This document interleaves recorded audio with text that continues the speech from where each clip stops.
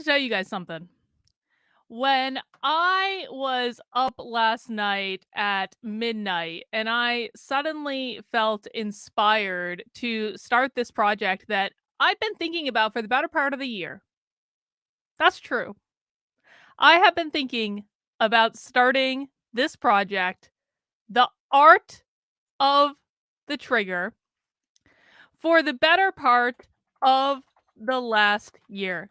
But for some reason, last night I was inspired. I don't know. My locals call ended about an hour earlier than usual. It ended at 11 o'clock instead of 12 o'clock. And I was just kind of sitting at my desk and I was like, I was first thinking, I was like, maybe I should just like go to bed at a reasonable hour for the first time in like ever. But no, I got inspired to write.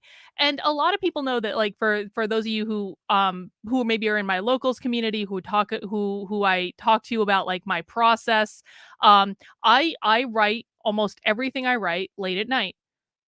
Actively Unwoke was written almost entirely between the hours of 10 p.m. and 3 a.m. Like, that's when I write. I don't know why that is. I don't know why I write best at night. And it was the same thing with the first book that I wrote too, Zen Your Work. Zen Your Work was written almost entirely after 10 p.m. at a minimum. So for some reason, I get inspired at night to write, and I don't know what it is. If it's maybe more freeing, I feel like I have less burdens. I don't edit myself as much. I might be, what it really is usually is that I'm probably usually tired. And when you're tired, you don't have as much resistance. And so your inclination to self edit goes away. So I think it's just a lot easier for me to get into flow when it's at night. So last night I was kind of, just sitting around and I was thinking about going to bed and I was like, you know what, maybe I should start that Art of the Trigger thing that I've been thinking about for the better part of a year. And so I just decided to open up this Substack and write. And just so you guys know, I actually did register the domain Art of the Trigger probably at least 8 to 9 months ago, because there was part of me back then. I was like, maybe this should be my next book. I'll write a book that's kind of satirical and hyperbolic about triggering people, but also have it be like a cross between something that people can use for, I wouldn't say nefarious, I wouldn't say mean spirited, but maybe just mischievous purposes, but combine that with like a self-help book. I thought that would be a cool idea. And so I actually had all of this stuff ready to go and it was just waiting for the moment for inspiration to strike. And so last night I wrote this article called People Need to Be Triggered. It's good for them. I wrote it between probably 11:30 p.m. and 1 a.m. I posted it on my Twitter at 1 a.m. And then I went to bed. And after I went to bed, I woke up and around 10 a.m. this morning, and I found that our old friend stepmom, Deb Fillman, had found the article that I read. Even though Deb is blocked by me on Twitter, even though the article didn't even mention Deb in any way, because shocker, stepmom, it wasn't about you in any way. Was the article about you? I mean, she probably thinks it is. Everything's about her, right? But anyway, I woke up at like 10 a.m. and I found that stepmom Deb had written, I shit you guys not, a 27 tweet thread about how badly my article triggered her. It may even be it's even longer now. She's added stuff, 30 fucking tweets. 30 tweets about how my midnight to 1 a.m. article about the psychology of triggering and why triggering might be a good thing and why people maybe should think about it as a blessing. This article triggered Deb so fucking badly that she wrote 30 tweets about me this morning and my article before I was even awake. And I have to tell you guys, like, you guys know I am versed in the art of woo. I look at things as signs from the universe. And when Deb Fillman posted 30 tweets about me before I was even awake, I was like, this is a sign if I have ever seen one. This is a sign that I'm on the right track. This is a sign that this is a project worth pursuing. And so what did I do? Well, I immediately registered the Art of the Trigger Twitter account, which you can follow me at Bing Art of the Trigger. I also, of course, have artofthetrigger.com. Artofthetrigger.com currently just redirects to my Substack, which is artofthetrigger.substack.com. I have kind of in the back of my head, I'm going to build out a proper website, but not anytime soon because I don't need one right now. I really like there's no need for me to be taking I already was supposed to work on other stuff today. This was not supposed to be today's project. But when you get a sign from the universe, you can't always control these things. You got to roll with it. So I will be building out a website at some point, but not for like a long, long time. For right now, artofthetrigger.com just redirects to artofthetrigger.substack.com. And I also launched a podcast because Substack, fun fact, Substack now makes it easy for you to manage a podcast through Substack. So this is all run through Substack. I have another podcast tool that I could launch this on, but I decided to play around with Substack's podcast tool. So there is actually a podcast that you can listen to if you go to the Art of the Trigger Substack podcast right there. And the podcast is just me reading the article. So you can see in the article, you can read the article for yourself if you want the text version. There's also an audio version where you can just listen to me reading it, or you can subscribe. It's currently on Apple Podcasts. I'm waiting for it to get listed on Spotify. I submitted it to Stitcher. It should be on all major podcasting platforms soon. This is what I've been working on all day. And it was all inspired by Deb Fillman writing a 30-thread rant about an article that wasn't even about her. So I thought that what we would do on today's stream, and I was going to do a completely different stream today. Phil knows I had a completely different stream planned for today. We're going to have to put that off. It's going to have to wait until tomorrow or the next day. We can do that stream any day. You don't get signs from the universe like this, all day, like all the time. You have to roll with it when you do. So I thought we would read my article. People need to be triggered. It's good for them. And I would add in a little additional commentary, and we can talk about the article and why you should embrace being triggered, why you should embrace it as an opportunity to make yourself a better and stronger person. And then I thought we would go through Deb's 30-tweet Twitter thread about me and talk about it. And listen, guys, I'm already getting a lot of praise for the Art of the Trigger. Look, you can see Carrie Smith has given praise for the Art of the Trigger. She said, "Read this." Okay, Carrie may have said that in response to Carrie may have said that in response to Deb Fillman's thread. But you know what? I'm gonna take that as praise for me.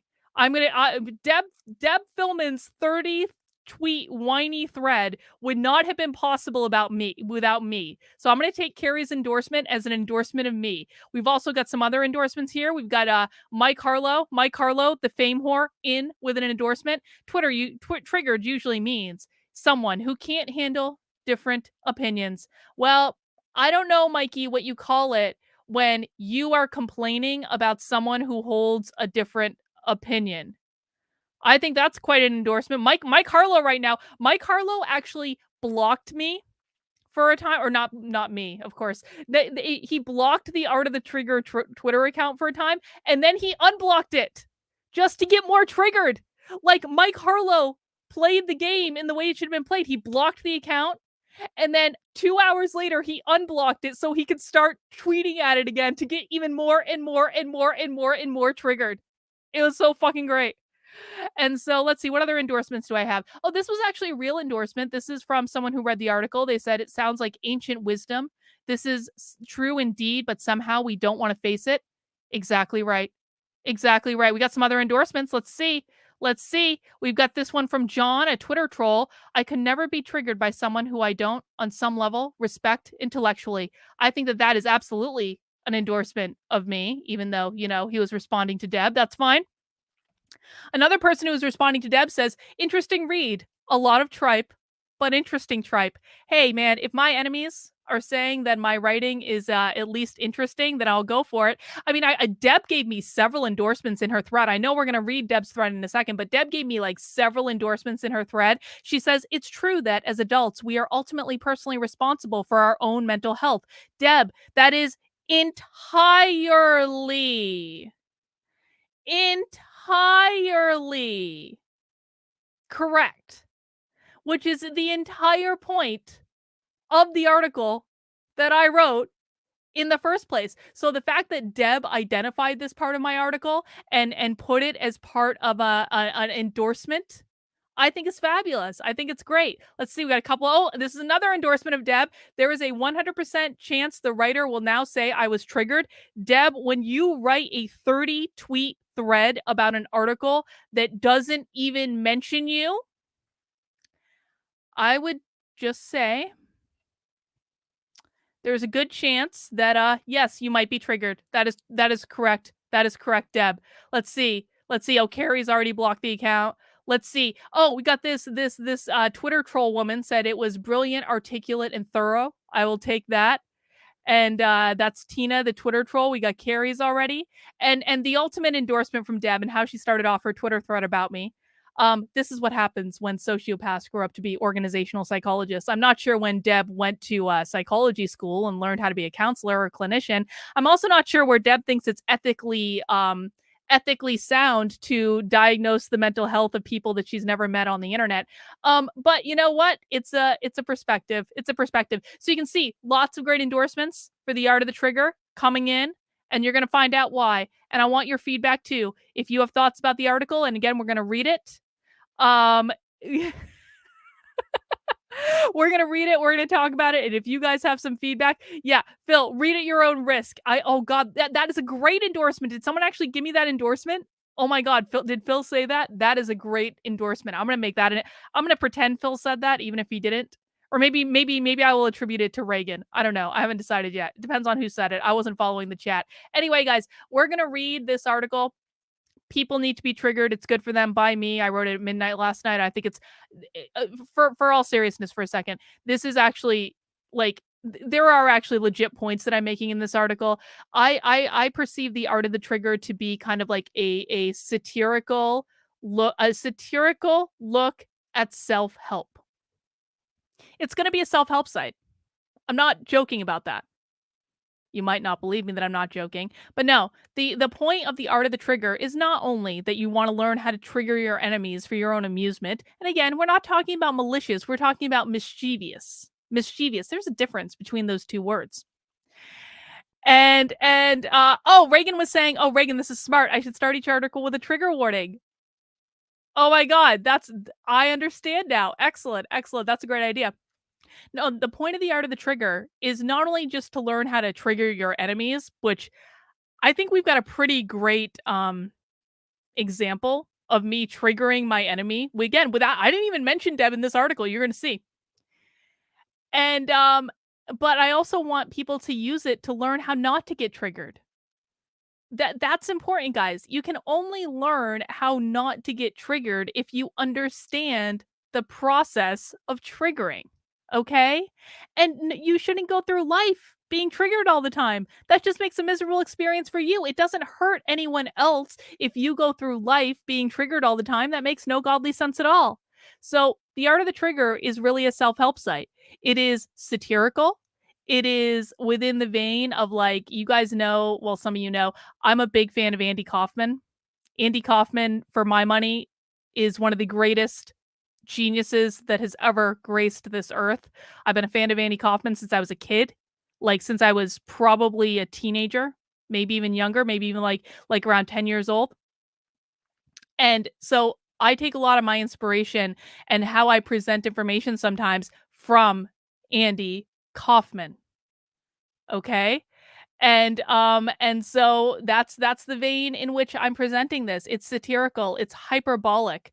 And I enjoy it. I am having a ton of fun. Oh, does Alex Stein idolize Andy Kaufman?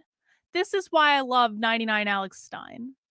Oh my god. Alex Stein is a genius. Alex Stein is so hilarious.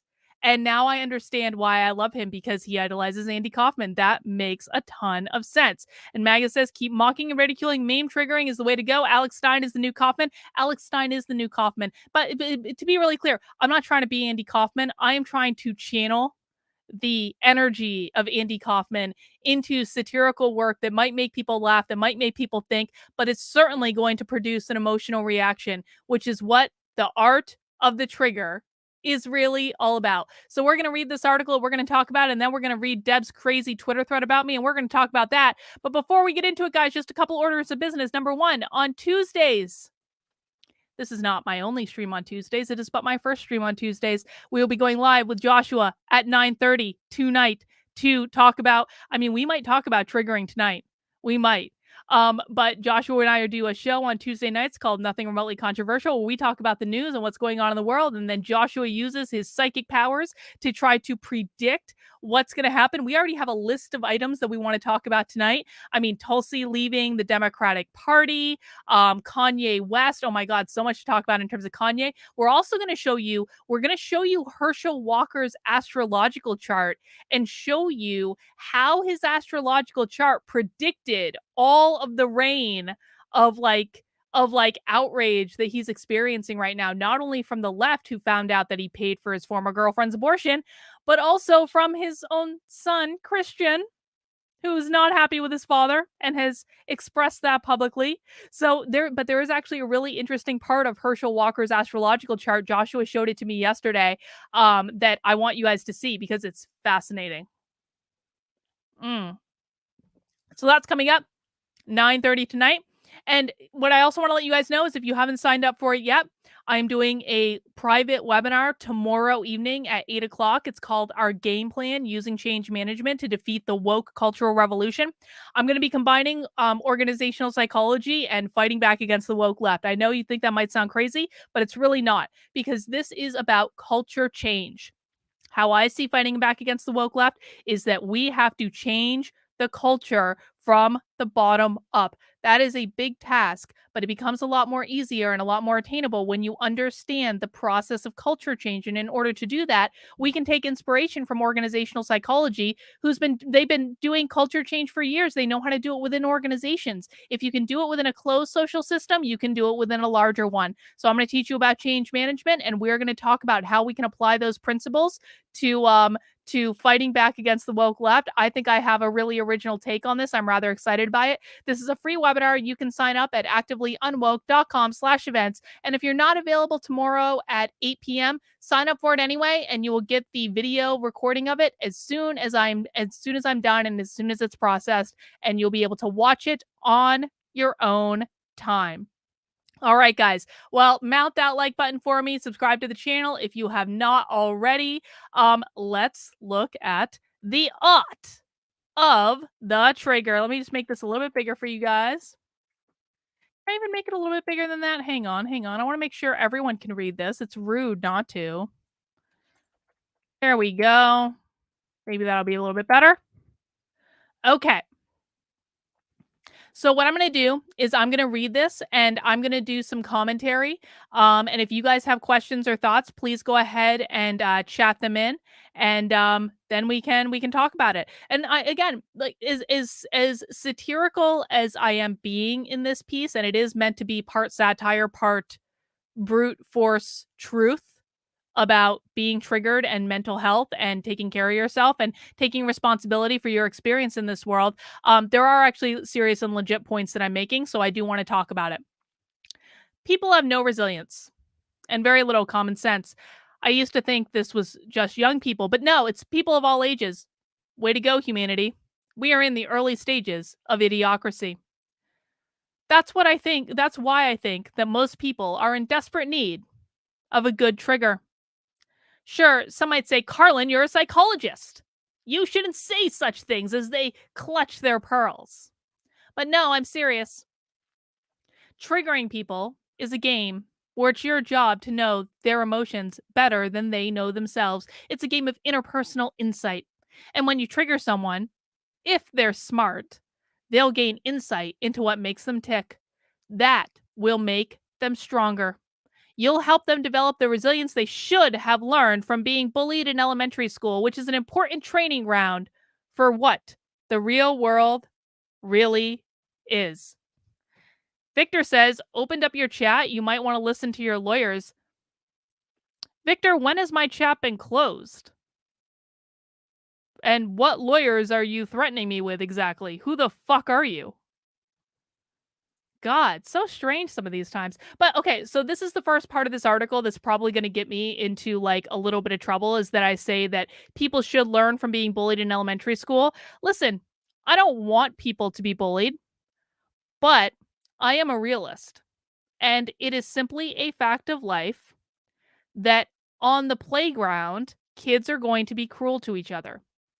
That's not to say that it's a positive thing. That's not to say that, that it's something that I would cheer for. That's not to say that I think it's good that, kids beat each other up and call each other names, but it is reality. It is human nature. And I think teachers, if they see it, they should stop it. But there is something to be said for the fact of toughening up, growing up with a thick skin. Victor, who the fuck are you? Like, I'm not blocking Victor just because, like, he seems a little confused and it's kind of amusing to me. Huh. We'll keep him around a little while longer. Anyway, so I'm not suggesting that bullying on the playground is good, but I am suggesting that people can learn a lot from being bullied on the playground. I am suggesting that people can learn a lot from overcoming obstacles in life, from facing adversity right in the eye and knowing that they're stronger than whatever that adversity is. And if you never encounter bullying on the playground, if you never encounter adversity, if you never encounter obstacles, then you are not going to know how to defend yourself. And that's just reality. So if kids aren't learning resilience from being bullied on the playground, they're going to have to learn it from somewhere else or they're not going to learn it at all. I just blocked Victor, by the way. He was already annoying me. Like he was amusing for the first couple chats, but not anymore. Anyway, you see, for those of you who may be too young to fully understand this yet, under 30, the real world operates like high school. It's high school with more money, more power, and better drugs. People go through this time in their 20s when they act like what they believe adults are supposed to act like professional. And yet every level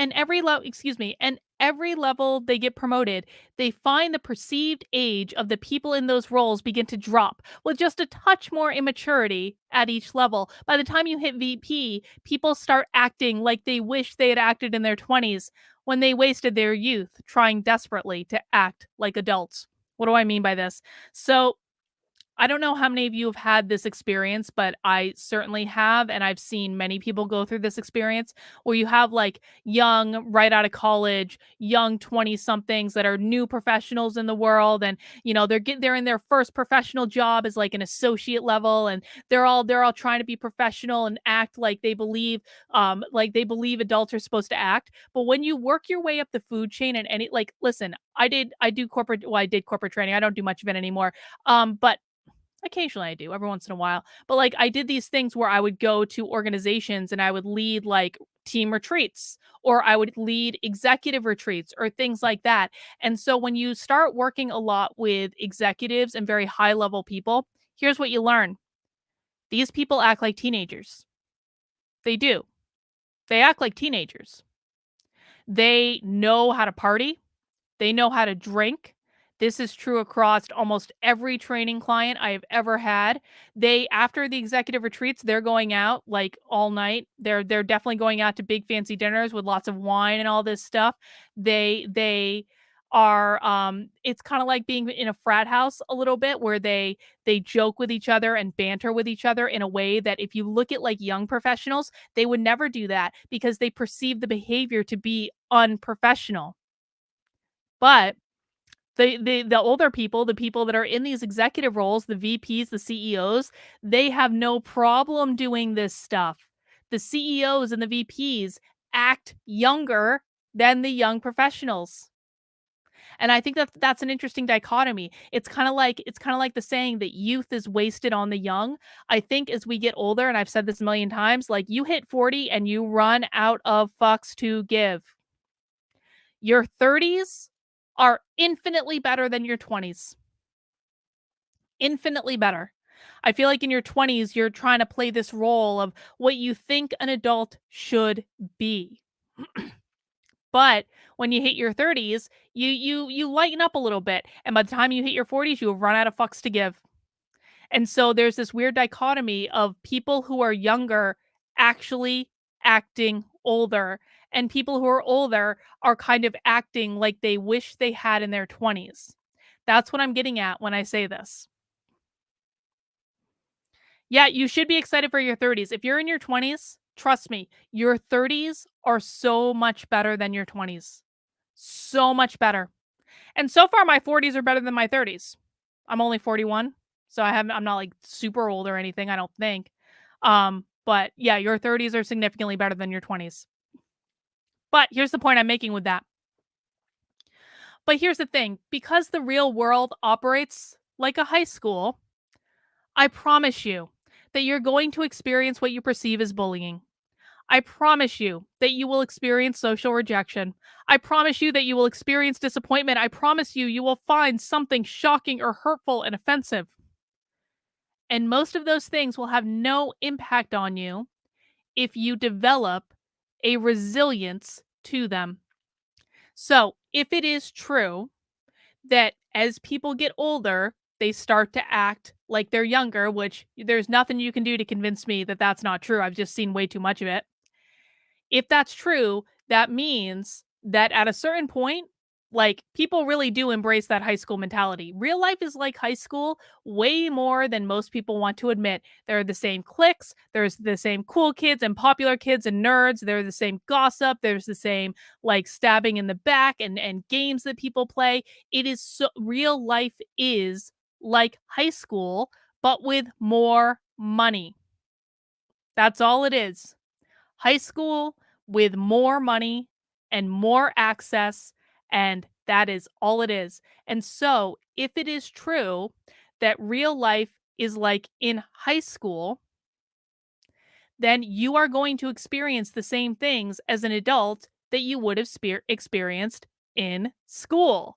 And Catherine, you're actually making a really good point. Yeah, but unlike in school, if you stand up in real life, you don't get punished by the system. I got bullied a lot. I got in trouble a lot for being bullied. If you stand up against bullies in real life, you're the one that's going to get punished. That's reality. That's absolutely true in the workplace. In the workplace, if you report workplace bullying to your workplace, you are 80% likely to be punished by your workplace for reporting the bullying in the first place. And again, I'm not saying that this is a good thing. I'm not saying that I endorse it, but I am a big fan of living in reality and dealing with the reality that you are inevitably going to encounter.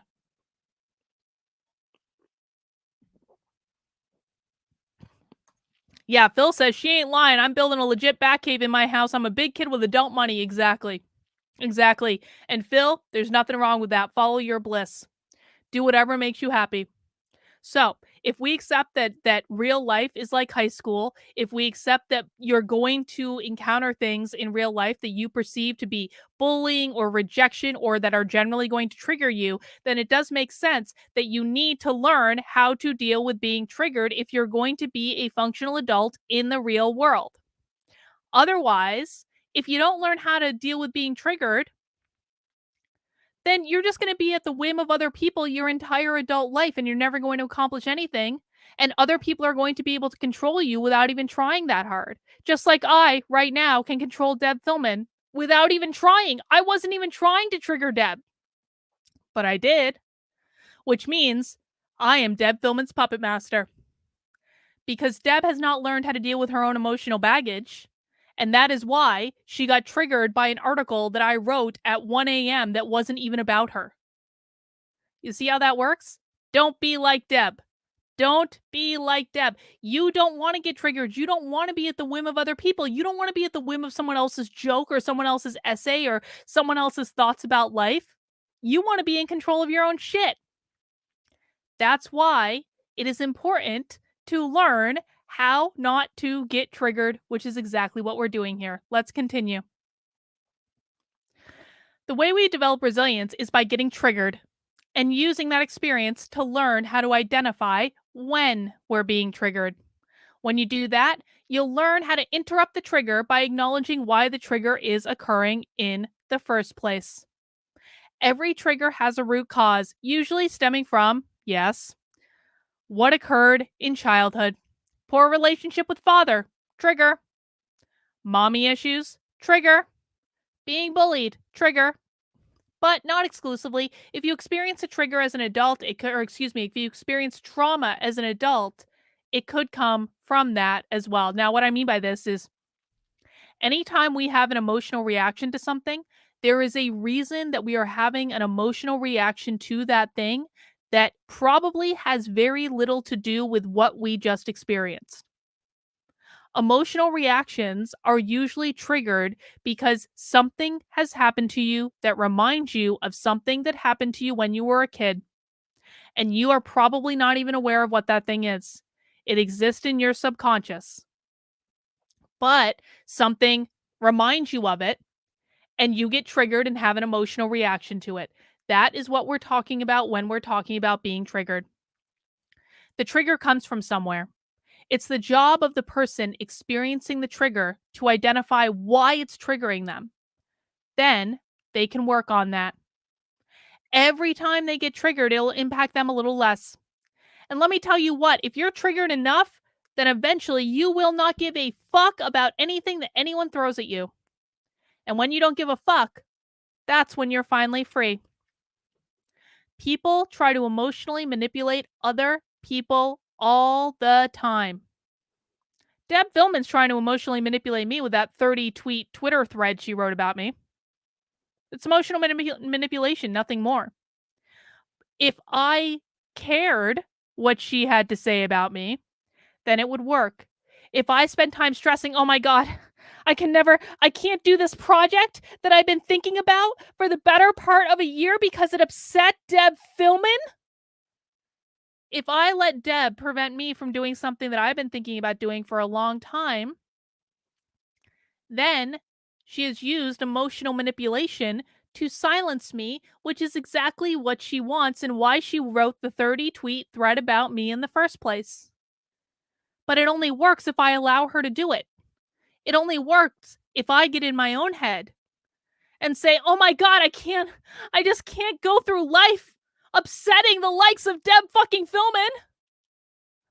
That only works if I allow it to. The reality is that I don't give a flying fuck what Deb Fillman has to say about me. I've been thinking about this project for a long time, and I'm going to keep up my project whether Deb Fillman likes it or not. So Deb Fillman has no power over me. She has no power over me. And it's the same with all of you. If people are trying to emotionally manipulate you, you do not have to allow it. You don't have to allow it. They will only have the impact on you that you allow them to have. So take their power away. Because if you don't, then you really are their slave. You are at their whim. You are at the whim of someone who might say, "Oh, you are a horrible person on Twitter." Why would you want to be at the whim of a person like that when you don't have to be?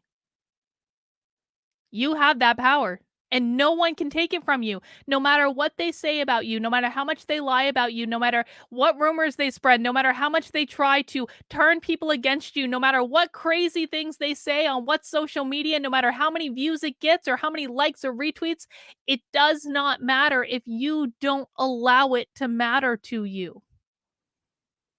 You are the one in complete control of the situation. But you have to remind yourself of that because no one is going to remind you.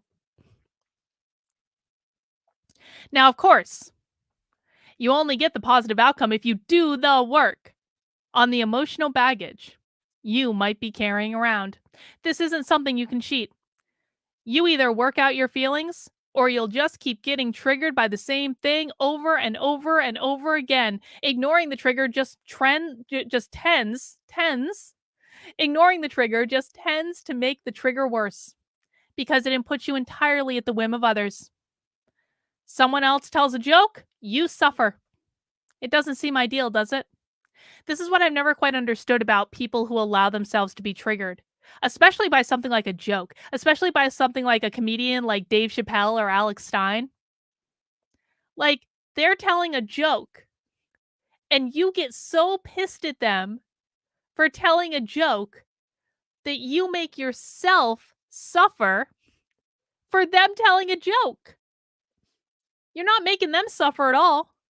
They're just fine. They told the joke. They had a grand old time. They probably amused themselves. But you are making yourself suffer in response rather to them telling a joke.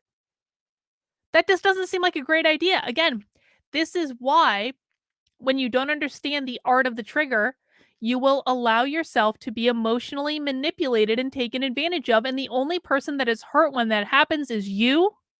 You are not hurting the people that triggered you. You are only hurting yourself. Why should you suffer emotionally because someone else made a joke you don't like? Or spoke to you in a way that reminded you of mommy? Or loved you when you didn't feel worthy of it? There's no reason to suffer when that happens, but oftentimes we don't know something is triggering until we experience the triggers. Something bothers us and we don't know why, and then it happens again and again. Slowly, we may be able to figure out where it's coming from, even if we can't fully identify it. That's especially true if you're actively looking for it. So, if in the context of you getting triggered, you are able to say, hang up, hang on, hold up, hold up, hold up. Why am I getting triggered by this? All Alex Stein did was tell a joke. All Alex Stein did was call me a big booty Latina. All he did was tell a joke. Why is that triggering to me? Why is it triggering to me, as AOC, for Alex Stein to call me his favorite big booty Latina? It's a joke. It's actually a compliment. Alex Stein is actually giving me a compliment. He's calling me my favorite big booty Latina.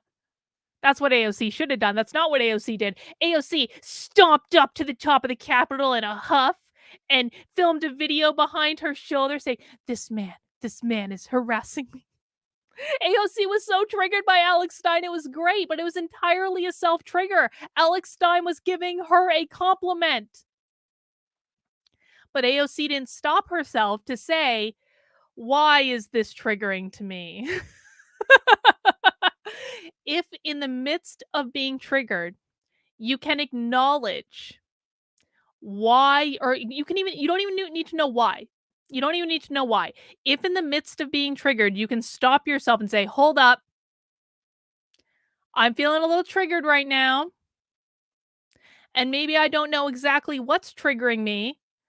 But what I do know is I'm not going to allow this person calling me a big booty Latina to have power over me. I'm not going to allow this person telling a joke in front of me to piss me off or to emotionally manipulate me. You have the power to disrupt your own thought process. This, by the way, is cognitive behavioral therapy. This is entirely cognitive behavioral therapy, which, yes, Deb, I have studied.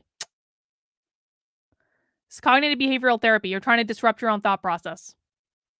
You know, you're not always going to have a cognitive behavioral therapist sitting around to walk you through these exercises. Sometimes you need to learn to do for yourself, all right? You want to disrupt your own thought process rather, so that you can stop the trigger in the midst of it. And then once you stop the trigger, you can say, why is that triggering to me to begin with? And if you can identify the root cause of that trigger, why it's triggering for you to begin with, that's when you can start to unpack the emotional baggage that you've developed across your entire life. And by the way, there's nothing wrong with developing emotional baggage. We all develop emotional baggage. Every single one of us develops emotional baggage, all right? There's nothing wrong with it. There's no shame in it. There's nothing that you should feel bad about. That's called living life and having a human experience. And that's all that is. But I promise you, if you are able to get to the root causes of why these things are triggering for you, you're going to be able to release that negative emotion and you're going to be able to go through life much happier and experiencing much less triggers. Once you know that mommy issues are there, mommy issues suddenly become a whole lot easier to work out. Every trigger is an opportunity to make yourself a better person. There's a book called Broadcasting Happiness in which a positive psychologist named Michelle Gielan talks about basically how to be successful in the world. And there are three things you need to do to be successful in the world. One, you need to help other people. That might seem counterintuitive, but the more you help other people, the more successful you yourself will be in the world. Two, you have to perceive that success is possible. If you do not perceive success to be possible, then you yourself will never be successful. And then three, the third step to having a happy and successful life is that you have to learn to view stress as a positive thing rather than something to be feared. You have to learn to view stress as an opportunity rather than as something that's going to hurt you. You have to view triggering as an opportunity to become a better, stronger, more resilient person rather than something that's going to send you into an emotional tailspin.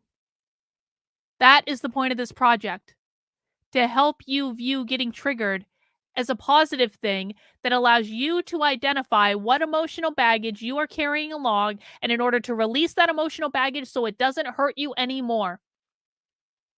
That emotional baggage has probably already taken a lot out from you in this life.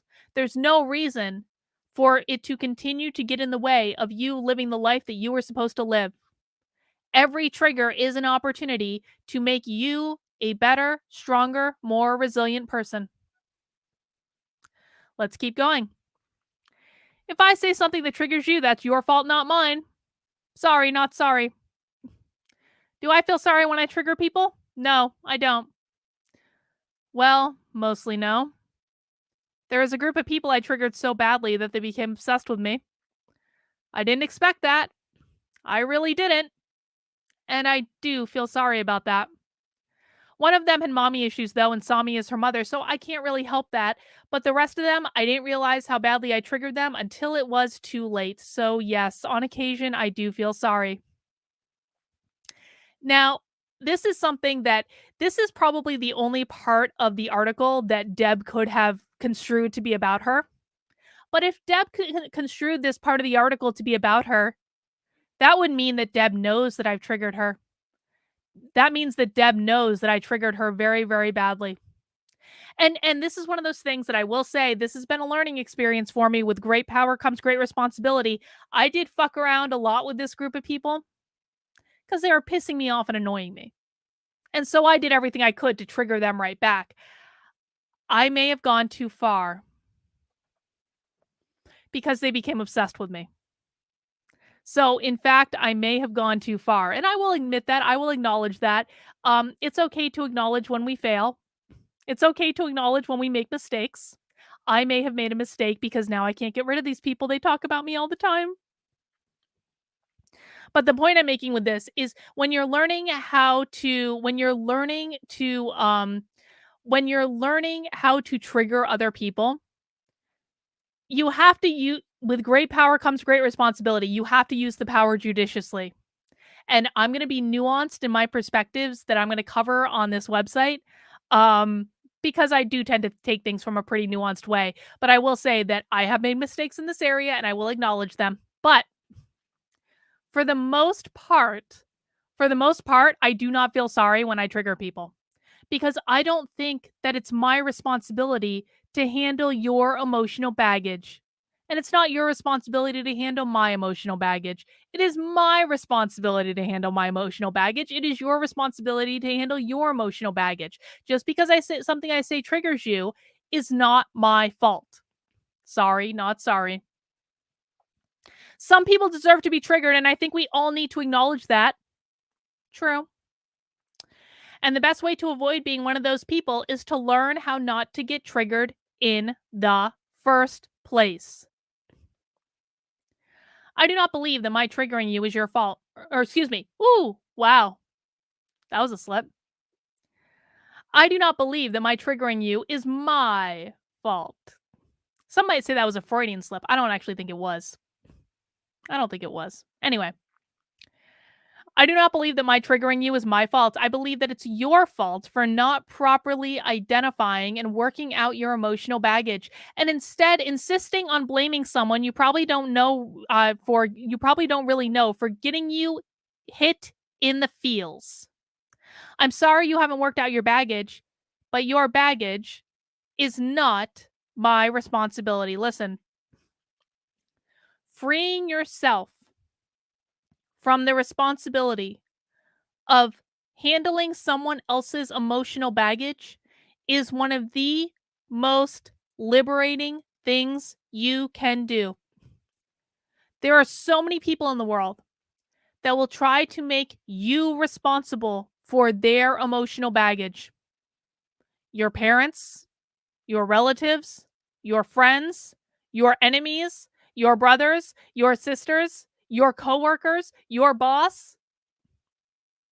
There are so many people in the world that will try to place the responsibility for their emotional issues onto you, and it only works if you allow them to.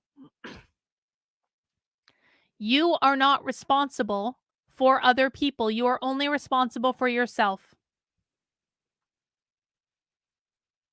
Instead of being pissed off that you got emotionally outplayed, use it as an opportunity to address the real cause of the trigger in the first place. That way, the next time it happens, you know why it's happening, and that will help prevent yourself from being triggered. See? No more relying on other people for your emotional state. You're in control of yourself. Isn't that better?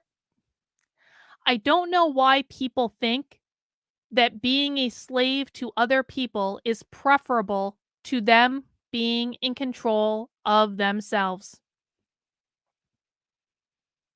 You allow other people to trigger you. You could just as easily say, "Nope, not today, fucker. Not today." You are under no obligation to feel a certain way just because someone wants you to feel that way. You are under absolutely no obligation whatsoever. Triggering people is an act of service, and being triggered is a blessing that you can use to make yourself a stronger person. If it's going to happen at some point anyway, remember, real life is high school, then why not use the act of being triggered to make yourself better? Otherwise, it just seems like wasted energy. And listen, I'm going to say this too. Again, I don't necessarily revel in the fact that people are so easy to emotionally manipulate. I don't like people getting bullied. I don't like people being called names. I don't like any of this stuff. However, it is a fact of life. It is not going to stop. We are never going to create a little utopia where no one feels bad ever. That is not going to happen. By the way, that's not even preferable. Because if we never feel bad, then can we ever really feel good? If we never know what it's like to feel rejected, can we ever really know what it's like to feel loved? I would argue that we can't. You can't understand hot without understanding cold. You can't understand white without understanding black. You can't understand good without understanding bad. We learn by contrast. And so if you don't have the bad elements of life, you can never really truly understand and appreciate the good. So, from that perspective, being triggered is a blessing because it allows you to identify what is making you feel bad and use that as an opportunity to release that pain so that you can feel better. If you never get triggered, you might not have that opportunity. And that's just going to sit there and fester over and over and over again and eat you up inside until it drives you crazy. There's no reason for that. There's no reason for you to suffer. But you can't cheat this. You can't fake your way through this. You actually have to address the problem, but you can't address the problem if you don't know the problem exists. And if you can get being triggered if you can get yourself to perceive being triggered as a good thing rather than a bad thing, That's going to put you in a position to be able to solve the problem.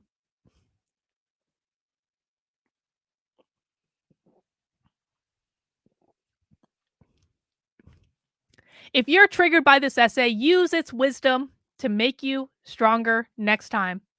This is The Art of the Trigger. We're going to talk about how to trigger people a lot. You'll learn how to trigger. You'll learn how to avoid getting yourself triggered. It'll be fun. Follow along.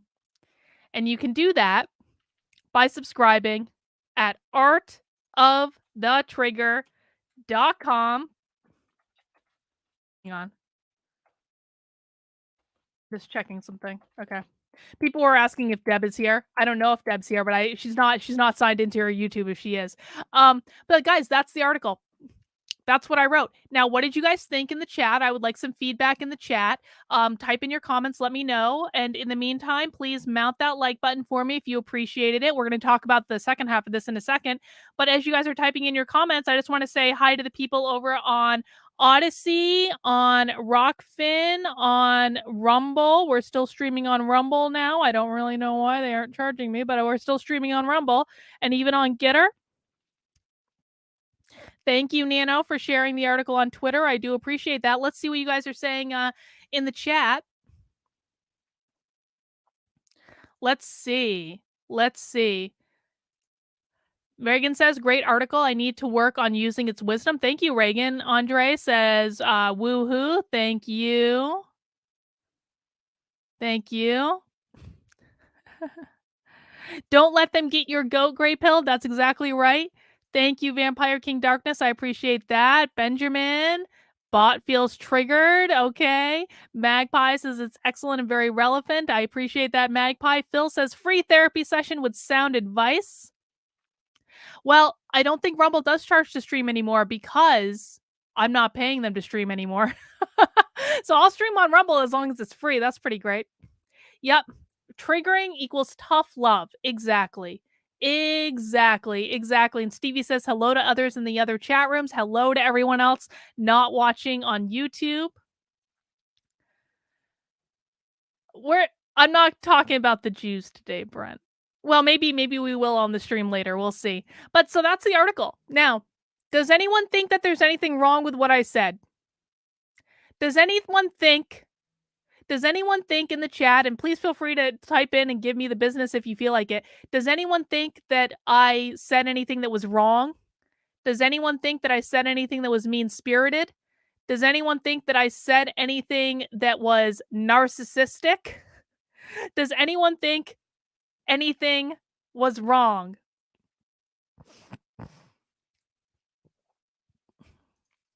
Bot says nope.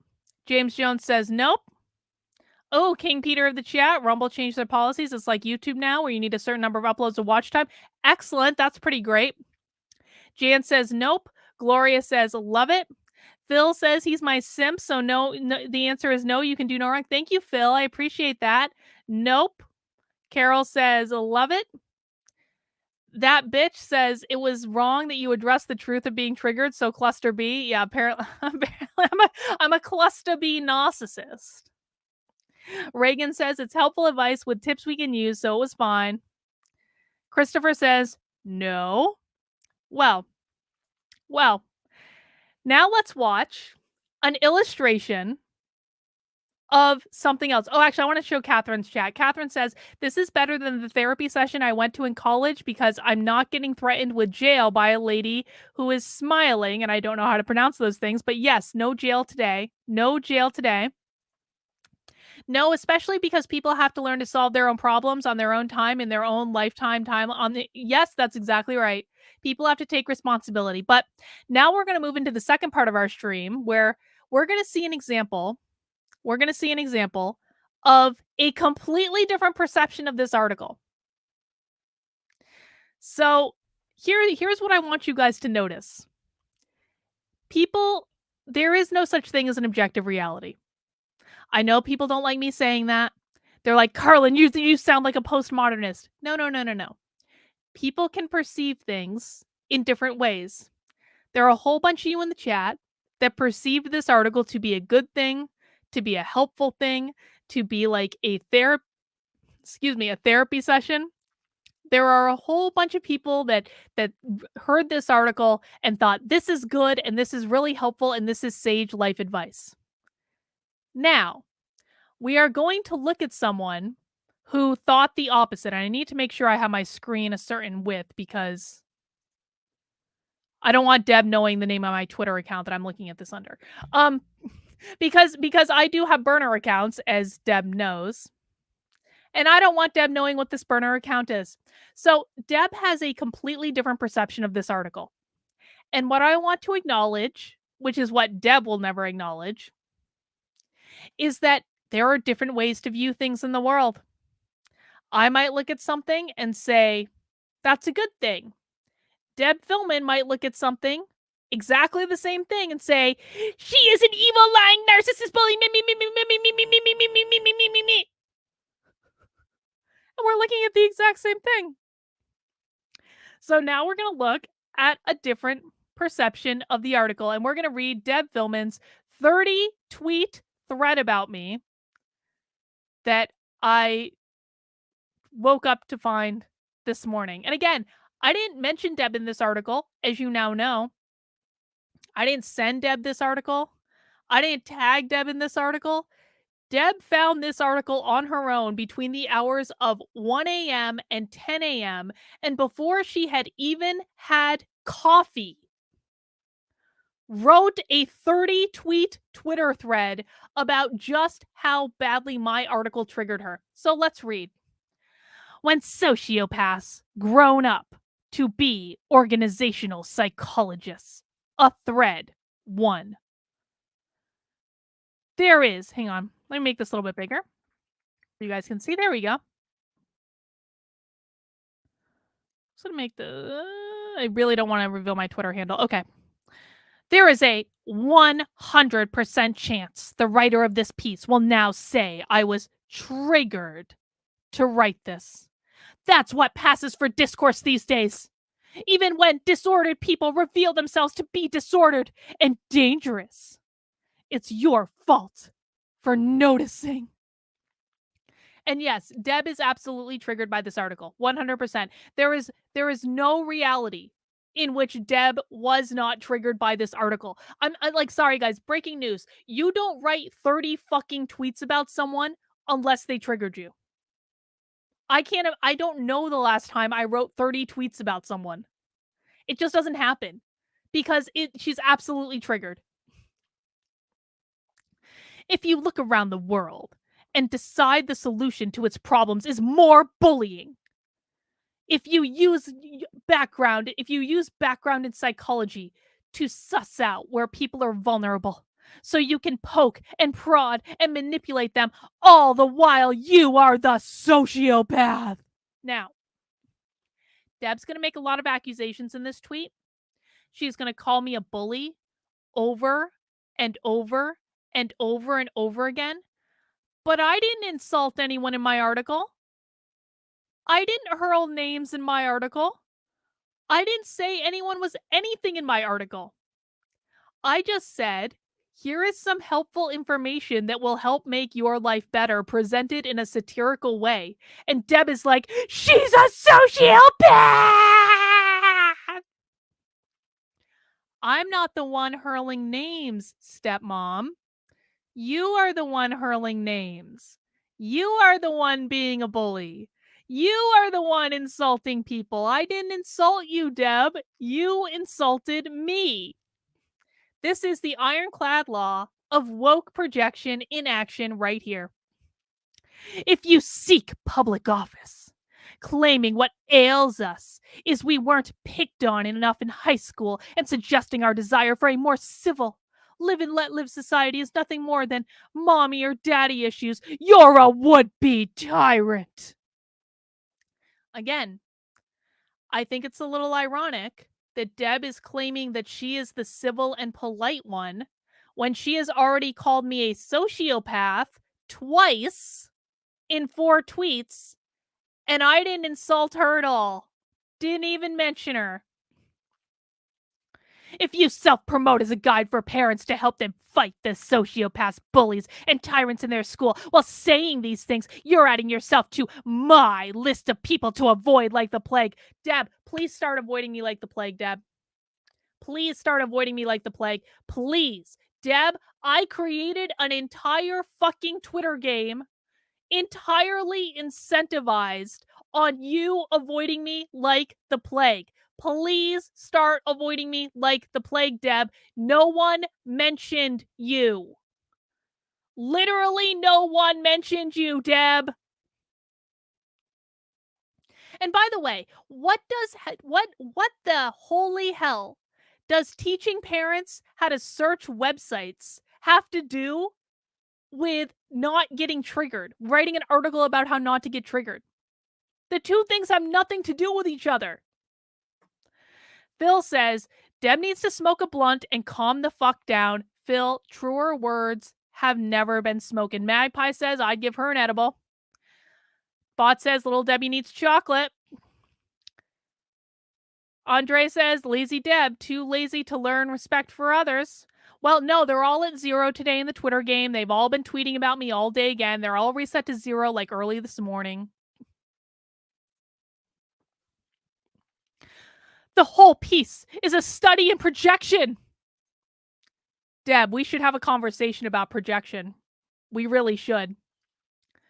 Let's begin where the author says the way to help people is to find their weakness and trigger them. Now, I would like someone in reading this passage to point out to me where I said find people's weakness and trigger them. Triggering people is a game where it's your job to know their emotions better than they know themselves. It's a game of interpersonal insight. And when you trigger someone, if they're smart, they'll gain insight into what makes them tick. That will make them stronger. You'll help them develop the resilience that they should have learned from being bullied in elementary school, which was an important training ground for what the real world really is. I don't apologize. I don't take any of it back. Not sorry. Leaving aside the Freudian slip, game insight. Yes, Deb, you are correct. There was a typo in my article. Thank you for identifying the typo in my article. I fixed it. This is just justifying bullying. It's irrational and malicious, says the woman who wrote 30 tweets about me about an article that wasn't about her. Irrational and malicious indeed, Deb. Irrational and malicious indeed. If you think someone is behaving in ways that are self-defeating, bully them. And they should have been bullied in elementary school, as she suggests she was. I mean, I was bullied in elementary school. I was bullied in middle school. I was bullied in high school. Let's not even get into my mommy and daddy issues. But Deb, the difference between you and me is I went to fucking therapy. I went to therapy. I went to therapy. I went to Peru and did ayahuasca. I have a life coach I talk to every single week. I managed my emotional baggage, Deb. You didn't. There is nothing wrong with having emotional baggage. But you gotta take care of that shit, man. And there are a million tools and a million resources in life to help you manage the wrongs that have been done to you in your life. Whatever doesn't kill us, have I had emotional trauma? Your ass, I have. I'm insulted on Twitter every single day by people like Deb, who pull apart every single thing that I say and twist it and contort it so that it means that I am evil and they are good. But because I've gone to therapy and I've done ayahuasca and I utilize weed to calm the fuck down, which is what you should be doing too, Deb, and I have a life coach, and I do also, and I meditate like a motherfucker, I mitigate this bullshit. Deb could learn a lot from this article, but she's choosing to have a hissy fit instead. This is a textbook example of repeating the cycle of abuse, and it reveals more about the author's lack of resilience than anyone else's. People who've been bullied and have gotten over it abhor bullying, and don't suggest it as a tool to help other people. Well, Deb, nowhere in the article did I use the term bullying, Deb. That's the term you used. That's the term you used. I didn't say the term bullying. If I had said the term bully, well, I did. I just said bullied in elementary school, but that's not what triggering is.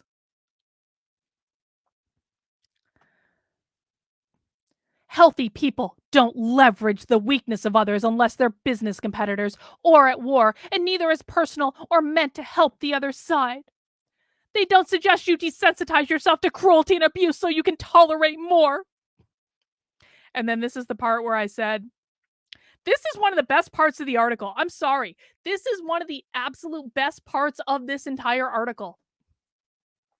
The trigger comes from somewhere. It's the job of the person experiencing the trigger to identify why it's triggering them. Then they can work on it. Every time they get triggered, it'll impact them a little less. And let me tell you what, if you get triggered enough, then eventually you will not give a fuck about anything that anyone throws at you. And when you don't give a fuck, that's when you're truly free. This is one of the better points in the entire article, because I'm directly talking about the fact that when you put yourself in a position to take responsibility for your emotions and how you're responding in every single circumstance, that's when you free yourself from being emotionally manipulated by other people like Deb fucking Fillman. So Deb can complain all she wants. Every single thing that I said is 100% true.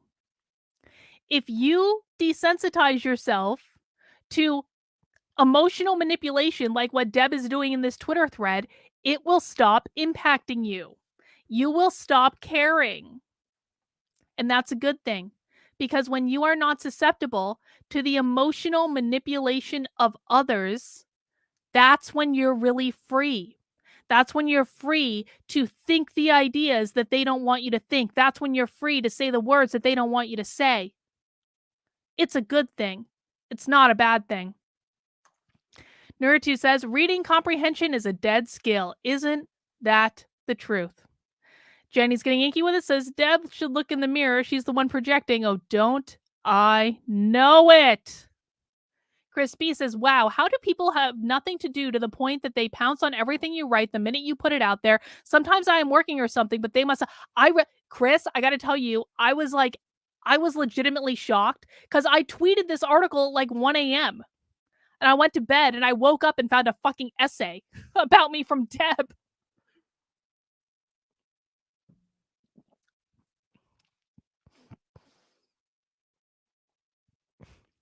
Moving on.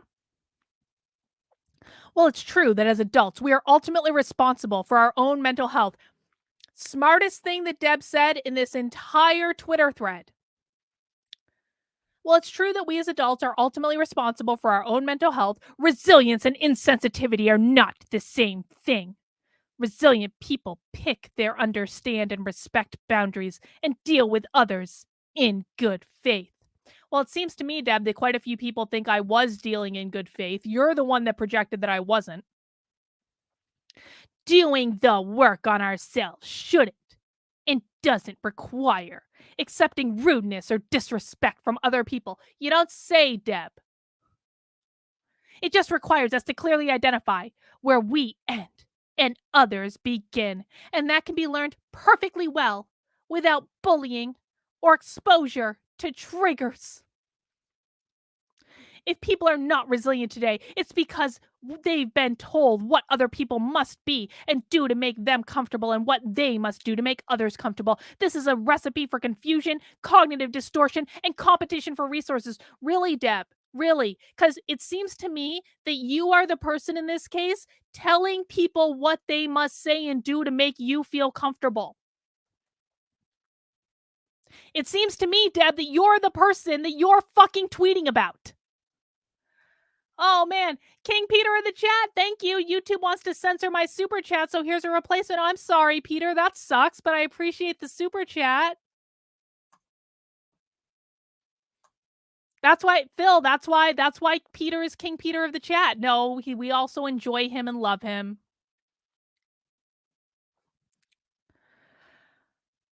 Jenny says, she should understand that projecting means one assumes the motives of other based on their own assumptions and motives. She clearly missed the point of the whole article in that set. I mean, I think it's like, it really is, Jenny, because Deb actually read the article. She read it.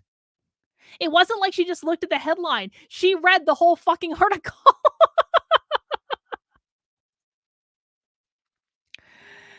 You can't tell a child to tolerate everything and at the same time report microaggressions. You can't celebrate victimhood and expect children not to want to identify as victims. You can't demand or teach empathy to people constantly on the lookout for slights. Exactly, Deb. Exactly the point I'm making. We agree. Secure attachment does more to encourage resilience than any other factor in life.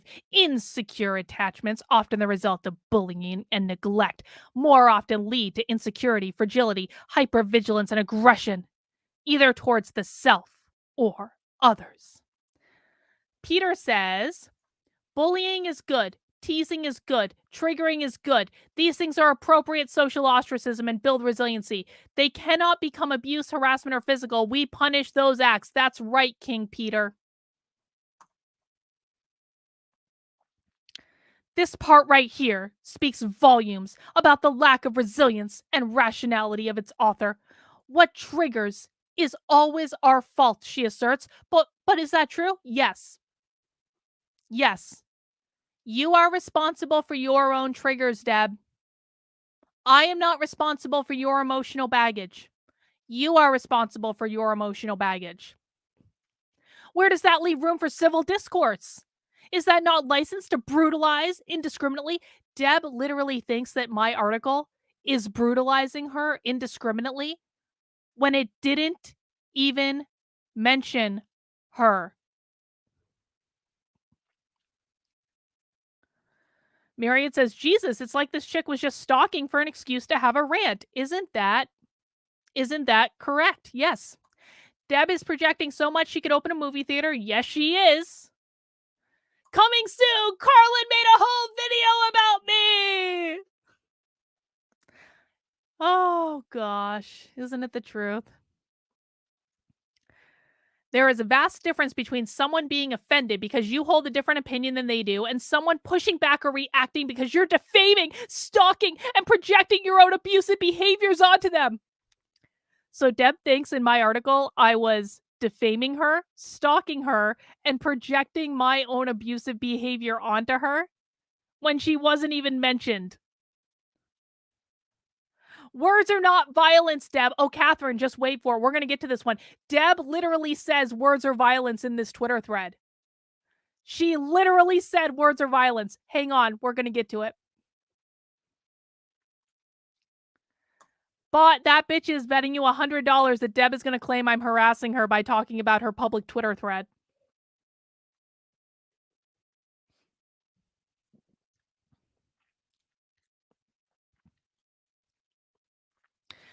People are responsible for themselves, Deborah.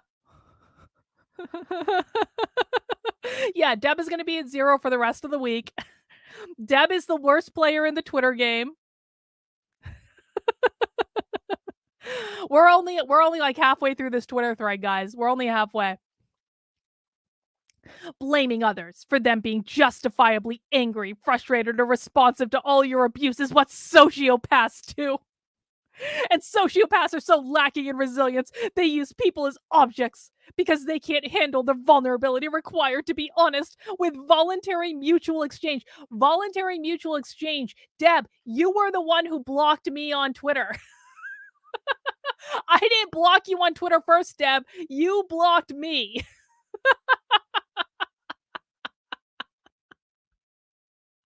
Voluntary mutual exchange. Yeah, okay, sure. This is textbook blame shifting. We don't define how justified someone is to be offended by the fact that they're not offended alone. That's literally what the woke do. It's not less woke when you reverse victim offender, Darvo.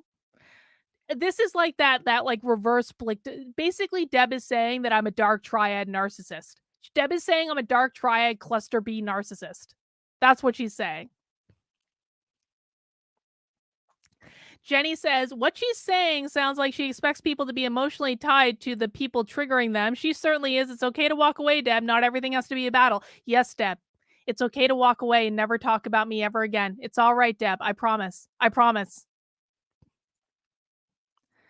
And then this is the part where I kind of, sort of talked about how I triggered Deb and her band of merry friends way too much, which I did. I feel bad. Legitimately. I went too far with the triggering, and now they're all obsessed with me and can't stop thinking about me.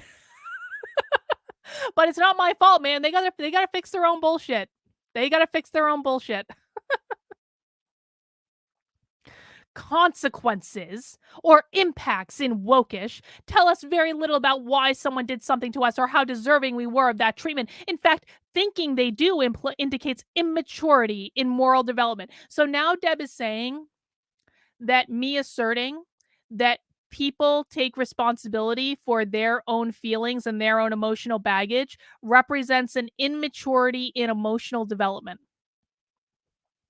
I don't think that's true, but let's take a look at her evidence of this. At the lowest level of moral development, individuals haven't yet internalized a sense of morality. Moral standards are dictated by adults and the consequences of breaking the rules. Children 9 years old and younger tend to fall into this category. So I find this especially ironic because Deb, who claims to be a libertarian, is now trying to force her specific sense of morality on me when I never agreed voluntarily to Deb's moral code. But okay. Punishment and obedience orientation, children believe the rules are fixed and must be obeyed. Individualism and exchange, children begin to realize the rules aren't absolute. I have no idea what this even has to do with my article.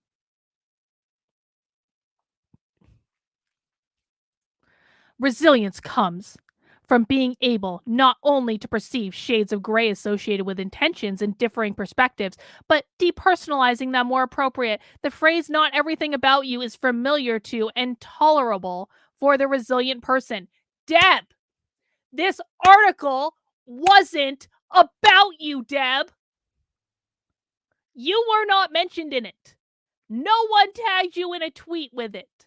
This article literally wasn't fucking about you. You're the one that made it about you, Deb. And then you have the gall to tweet that resilience comes from being not only able to perceive the shades of gray associated with intention and differing perspectives, but depersonalizing them where appropriate. The phrase, not everything is about you, is familiar to and tolerable for the resilient person. Deb, you wrote a fucking 30 tweet Twitter thread about me before 10 a.m. for an article that wasn't about you in any way. Look in the fucking mirror.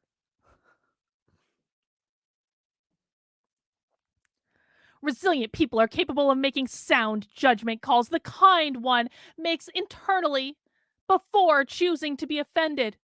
They are not people who are never offended. Righteous indignation is not only reasonable in plenty of situations, it's advisable. Yes, Brent, Deb wrote an entire thread about herself and then projected her bullshit onto me.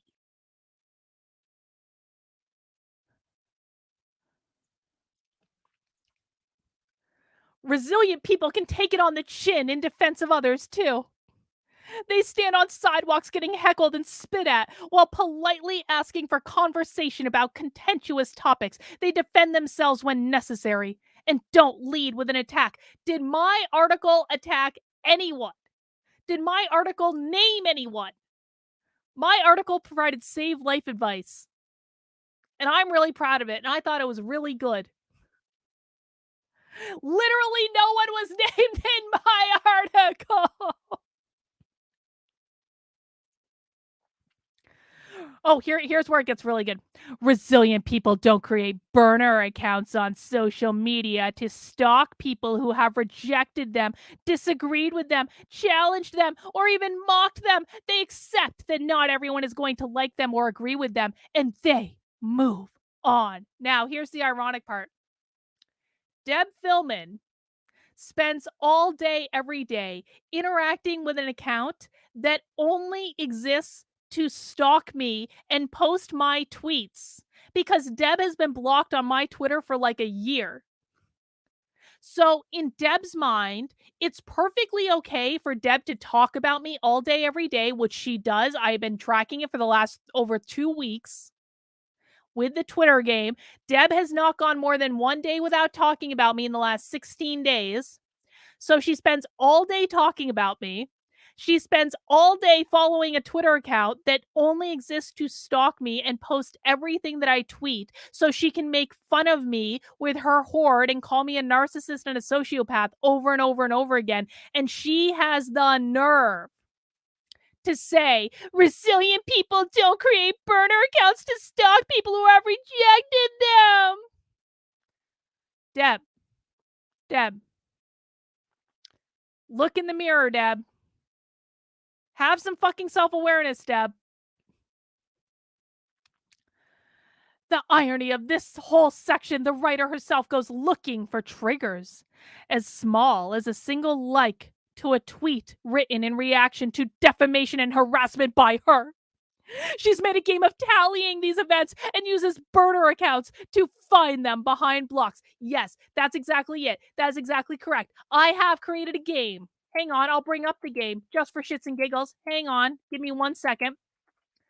I have indeed created a Twitter game in which the entire purpose of the Twitter game is to track how much Deb Fillman and her band of merry idiots talk about me on Twitter. Hang on, let me show you. Just gotta find it. It's been a busy, eventful day. Boop. This is the Twitter game.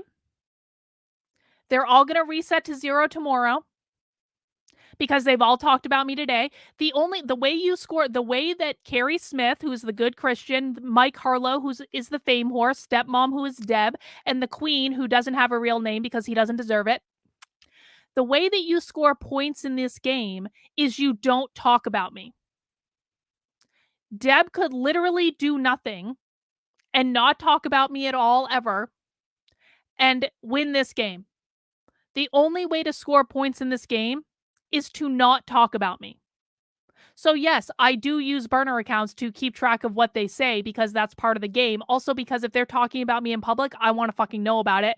And they talk about me all day, every day. You can see that Deb herself, this is day 16 of the game. Deb herself has not gone more than one single day without talking about me in the past 2 weeks. So yes, Deb, if you are spending all day, every day talking about me on Twitter, I will absolutely use burner accounts to find out what you're saying because I'm allowed to.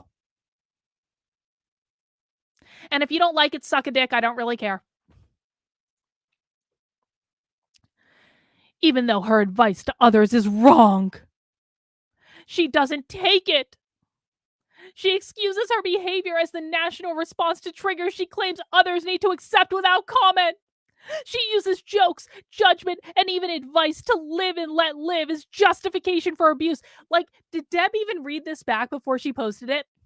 Deb is literally saying that I go on Twitter saying, leave me alone and I'll leave you alone. And she's like, Carlin is just making an excuse for abuse. How dare Carlin ask to be left alone? She is using it as an excuse to continue abusing us. This makes no sense, Deb. You don't get to talk about me all day, every day, and follow a Twitter account that only exists to stalk me. And to have me be the first thing you think about in the morning and the last thing you think about before you go to sleep. You don't get to do those things without me knowing, Deb. You're doing it in public, Deb. Twitter is public. I'll create as many fucking burner accounts as I want.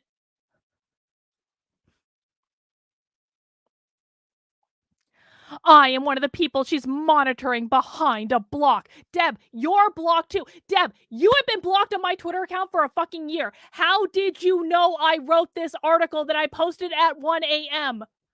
How did you know that I wrote this article if you weren't stalking me from behind a Twitter block? I am one of the people she's monitoring behind a block. I am also a libertarian. who's concerned that people might otherwise want to align with the values and principles I hold dear will think she, as a gubernatorial candidate for the LPNH, represents those values. Deb, you don't live in New Hampshire. You don't live in New Hampshire. You are not a member of the Libertarian Party of New Hampshire. The Libertarian Party of New Hampshire has no obligation at all to represent your interests. You don't live in New Hampshire.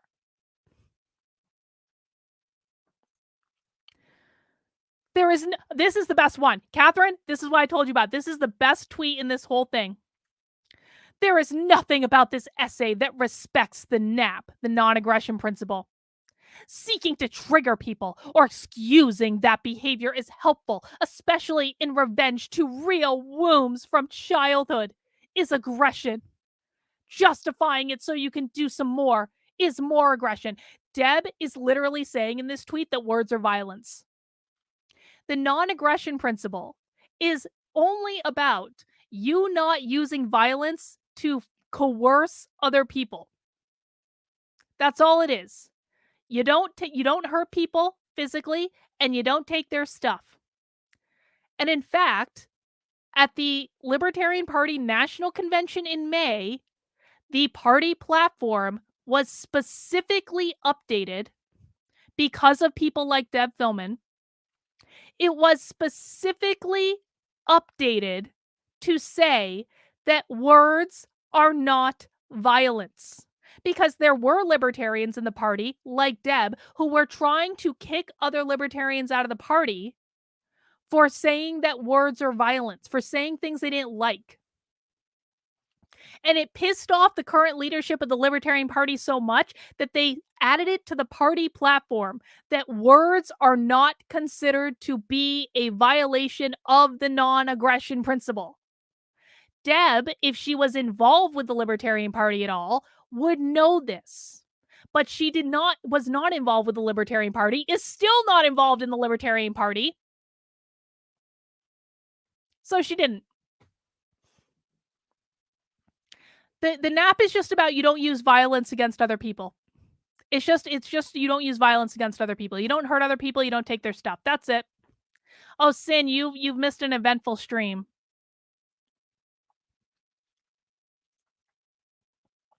She is also selling her services to parents, claiming she knows how to help them with their kids. No, I'm not. I'm not claiming to help them with their children.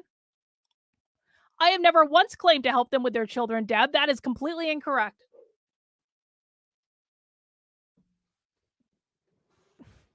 What I have said is that I will show parents how to use publicly available information to find out what the schools are teaching their kids, which I absolutely can do. But that has nothing to do with being a parent or helping them to rear children, because I don't really care.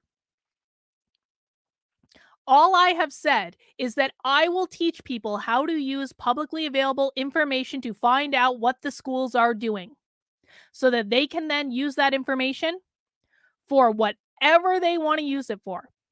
So no, Deb, I haven't said I will help them with their kids. Those are two different things. She is also selling her services to parents, claiming she knows how to help them with their kids. And yet she behaves in the adult world exactly like the teachers of TikTok. A self-appointed parent and or therapist finding wombs or creating them to help. Deb, you understand I wrote a self-help book in like 2017, right? You understand that I am in real life a psychologist, right? You understand that I do in real life actually help people with coaching and things like that. And by giving them sage life advice. This is something that I've been doing for a very long fucking time. And she wants to compare me to libs of TikTok for creating a website that is a satirical self-help website because she has no fucking sense of humor. All right. Well, Deb, I'll make a deal with you. I'll make a deal. The people who find my website valuable can use my website. The people who don't find my website valuable can go talk to you. I think that's pretty fair. But you, Deb, are not going to stop me from writing what I want to write and saying what I want to say just because you don't like it, girl.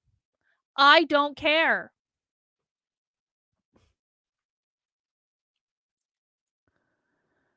There's a lot wrong in our culture, but this particular brand of narcissism is top of the list.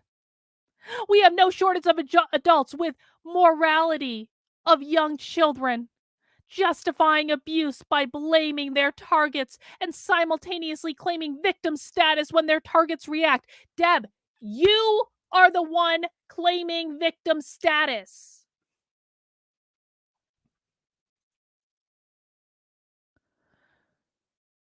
There's nothing unique or special about this particular case other than the fact that she is a case in point. That the higher they rise in power or fame, the more immature and fragile they get. So now we're going to hit on what the real issue is that Deb has with me, right? Deb is upset that I have a bigger platform and more influence than she has. And so Deb runs around Twitter all day lying about me because Deb is upset that she had to go interview at Trader Joe's to get a job because no one's paying her money for anything. And yet I have over 100 people funding a project that I'm working on to help train 10,000 parents how to find out what the schools are teaching their kids using publicly available information. And I raised over $11,000 for that project. And I didn't even try that hard. Didn't even try that hard, Deb. But Deb is spending time interviewing at Trader Joe's because she can't get anyone to pay her for her services, which is why she's spending all her time attacking me on Twitter, because I can get people to pay me for my services because I provide legitimate help that they value and appreciate. And perhaps if Deb spent a lot less time writing 30 Twitter threads about me, perhaps Deb could focus her energy more productively and she could do the same thing. I'm just saying, Deb, it's an option. It's an option. You're welcome to avail yourself of it. I think that's it. Oh, she then, you know what was funny is so there were actually people in Deb's replies. See if I can find it. Look at this. Look at this. This guy actually liked what I said. This guy was like, this is some good stuff. Let me tell you, if you get triggered enough, then eventually you won't give a fuck. And when you don't give a fuck, you're truly free. Like, this guy actually liked this. And then Deb went out of her way to try to convince him that he was wrong. Anyway, I think that's good enough for today. Guys, that is the launch of the Art of the Trigger. I'm really happy about this. I think this is going to be fun. And again, this is a project that I've been thinking about for probably about a year. I do want to write a book about this at some point. Who knows when that'll be. But for right now, I'm just going to be writing articles when I feel inspired or I feel so inclined. But if you want to subscribe to it, you can subscribe on Substack for just, well, you can actually get the audio version and the regular kind of like article version on Substack. It's artofthetrigger.com. That will redirect you right to the Substack. But you can also subscribe. It is currently listed in Apple Podcasts. I'm working on getting it up on all major podcasting platforms as well. But I'm just gonna have fun with this, guys. This is a satirical self-help website where I'm going to teach you how to trigger your enemies for fun and amusement. And in the process, I'm going to teach you how to avoid getting triggered yourself. And this is just my little kind of, I know, like, I need another project, right? But like, this is kind of one of those things, like with most of my writing projects, like I write them when I feel like writing them. I write them when like I'm inspired to write them. That's what this is going to be. I might write a lot sometimes. I might write not a lot sometimes, but I do think it's going to be fun. And I think it's going to be an interesting project. And if you guys have ideas or issues that you want me to tackle, do let me know. All right. Guys, that's all we're going to do for today. As a reminder, I do have my second stream today, nothing remotely controversial, with Joshua in about 3 hours at 9:30 tonight. So make sure you stop back in and join us for that stream. It's going to be a great old time. And then tomorrow, I'm giving a webinar on change management and how we can use change management principles to beat back the woke cultural revolution that we are experiencing in this country. You can register for that over at activelyunwoke.com/events, and it is free. There is a donation if you want to make a donation, but you don't have to make a donation if you don't want to. You can come completely for free, and that's totally fine. And I will see some of you tomorrow at 8 p.m. for that webinar. That's all I got for right now, guys. Take care. Mount that like button on your way out the door, and we'll see you soon.